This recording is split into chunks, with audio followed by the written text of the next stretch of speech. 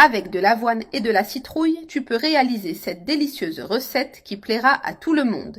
Pour ma recette, je vais utiliser un gros morceau de citrouille sans les graines. Maintenant, avec ce couteau, je vais couper la citrouille en morceaux de taille similaire, car elle est très grosse et ne rentre pas dans mon plat de cuisson.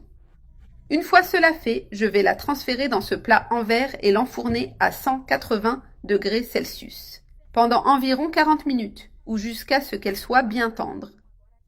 Dans ce bol, pendant que la citrouille est au four, je vais ajouter 2 tasses de flocons d'avoine épais. Ensuite, j'ajouterai une tasse et demie d'eau. Je vais bien mélanger pour que l'eau imprègne l'avoine, puis je laisserai reposer quelques minutes. Ma citrouille est complètement cuite. Je vais en prendre un morceau et le placer sur cette planche.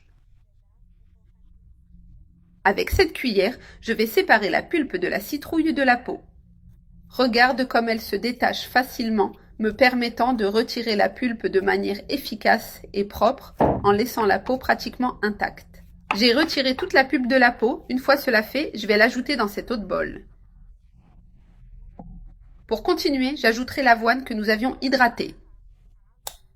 J'ajouterai également une cuillère à café de cannelle en poudre. Et j'ajouterai 3 cuillères à soupe de chapelure. J'utilise de la chapelure, mais tu peux opter pour la farine de ton choix. D'autres types de farine fonctionnent aussi bien et peuvent donner un résultat tout aussi délicieux. Maintenant, je vais mélanger rapidement pour bien combiner les ingrédients et m'assurer qu'ils soient homogènes. Ensuite, avec un mixeur plongeant, je vais mixer jusqu'à obtenir une pâte bien homogène. Une fois cela fait, notre pâte est prête, collante et complètement homogène. Imagine qu'il est possible de réaliser une recette merveilleuse avec de la citrouille. Je vais rapprocher le bol avec la pâte de mon plat de cuisson. Et je vais commencer à transférer la pâte dans les compartiments du plat, que j'ai déjà graissé avec de l'huile d'olive pour éviter qu'elle ne colle.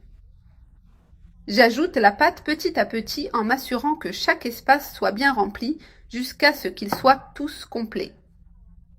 Ce processus est très simple et pratique à réaliser. Au final, le résultat sera une délicieuse série de petits gâteaux à la citrouille et à l'avoine, parfait pour être servi en collation ou au petit déjeuner. J'ai rempli le plat. Maintenant, je vais l'enfourner à 180 degrés Celsius pendant 15 minutes. Après ce temps, les petits gâteaux seront prêts. Je vais les retirer avec précaution car ils sont encore chauds. Regarde comme ils sont beaux et présentables.